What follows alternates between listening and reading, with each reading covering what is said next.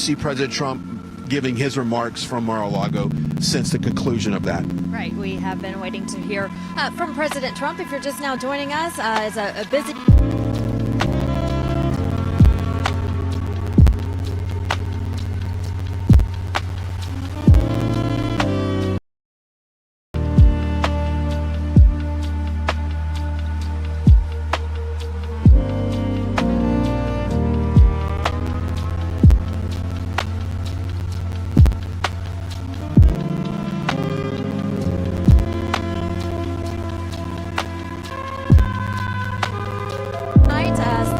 results come in at Treasure Island, which is about a block or two away from Trump Hotel. So busy day for President Trump, eager to see what he has to say momentarily from Mar-a-Lago.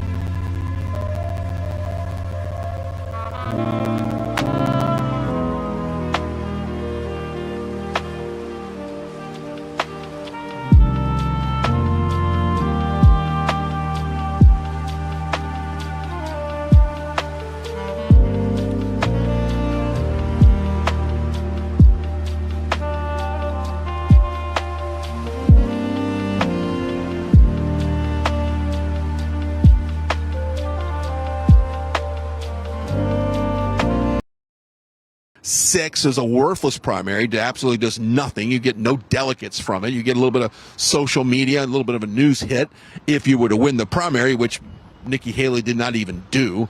None of the candidates actually got more write-in votes than she did. So the delegates awarded to the caucus. So we'll see exactly how that plays out tonight. 5 to 7:30, from what I've been told, is when the caucus is held in this state. Yes, and so eager to see what happens here. So far, a landslide victory. What is he, 4-0 now already in wins, and so we're expecting a landslide victory tonight. And then we have the South Carolina primary coming up. Then we have Super Tuesday coming up. So some big voting happening in key states. When you look at the states, Brian, that are voting in the Super Tuesday, March 5th primaries, he's up in all the polls by double digits, well into the double digits against Nikki Haley. But we have been mentioning this all day today, that the only reason we can think of that Nikki Haley is still in this race, two reasons. She's waiting to see what her home state of South Carolina does, where she is down in the polls by double digits against President Donald Trump. And also, number two, is that she's waiting to see what's going on in all of these court cases, including the one today with the Supreme Court, and if President Trump will be kept off the ballot in states like Colorado. So she's hoping to be a slide in when it comes to being the Republican nominee in the primary in November. And so we'll see what happens. But we can only hope that the Supreme Court votes going by the law of the land and not going by a political basis, and voting the right way. So we're hoping that they go by the Constitution, the 14th Amendment, and abide by that. And again, we're waiting to see what President Trump has to say after hearing those oral arguments this morning. And I love looking at the head-to-head national polls with Biden versus Trump. And Trump is beating Biden by double digits. And it really depends on what poll you look at. But if I was to go by the poll of what I see of the American people showing up at events and showing support, President Biden was here last week from what I was told last night, and there was more Trump flags and Trump supporters lining the streets as he made his way to the speech. That's all the polling I need to see. And I know exactly from the Trump side just how many people show up to these events. If you look back in 2020, Vanessa, Joe Biden was in, gymnasiums and middle schools and hula hoops having his little rallies.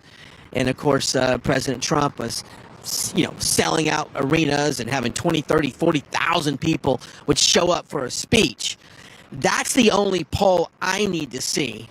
And so when we move our way to Election Day, I think I cannot stress enough the need to get out and flood the polls on Election Day. Flood the polls. Yes, and I'm sorry, I have a Make America Great Again supporter walking behind us here at Trump Hotel. But yes, flood the polls. President Trump talks about that all the time in his rallies, in his speeches. He says, pretend that we are down in the polls, show up in numbers. And the reason is it avoids any potential for cheating.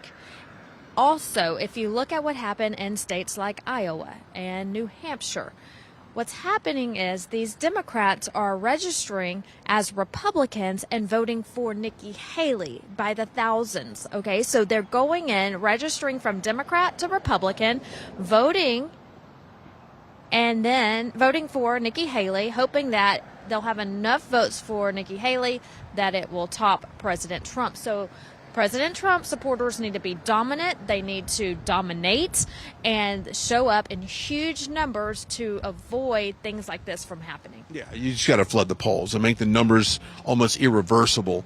It's indecisive. I mean, it's conclusion of who would win this thing. That's what needs to happen. Now, will we see historic turnout? I think we will, because I think by the time we get to Election Day, these problems that we have right now will just get worse. The border, Joe Biden has the ability to fix the border with an executive order. He has not done that. Congress, in the Senate, and you got one of the strongest border packages in history, with additional funding to Ukraine. I don't know where the border package and supporting America First has anything to do with money going to Ukraine, but apparently that's what they do in Washington. They kind of make this little cake. They put all these ingredients in this cake, and they bake it as one when it's two separate issues. But that's what's happening. But Joe Biden can stop this invasion right now if he wants to. But he's not, because this is what they want, Vanessa. They want more and more people in this country. Now, I'll say this, and I've said this from the very beginning. Where are these people going? Where are they living? There's no way we're letting 3 million plus people in the last, basically a couple years illegally in the gotaways that are in this country. Where are they living? Well, I tell you, they're living on the streets, and they're living in public government-funded. Just finished watching the Supreme Court. It was a beautiful thing to watch in many respects. It's unfortunate that we have to go through a thing like that. I consider it to be more election interference by the Democrats. That's what they're doing. The good news is we're leading virtually every poll. We're leading I don't even know if we have anymore. I'm not sure that we even have a Republican candidate, somebody running, but not making any impact. So as you know, we won Iowa, we won New Hampshire in records, and each won a record. We think we're going to do very well. I'm heading out right now to Nevada for the caucus, and